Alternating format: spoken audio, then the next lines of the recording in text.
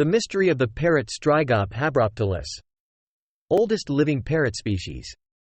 1. Strygops habroptilus is considered one of the most ancient parrot species, with a lineage dating back millions of years.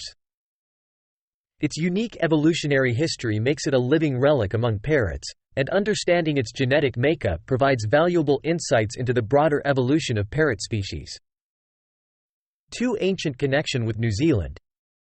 The kakapo has deep historical roots in New Zealand, with its existence predating the arrival of humans to the islands.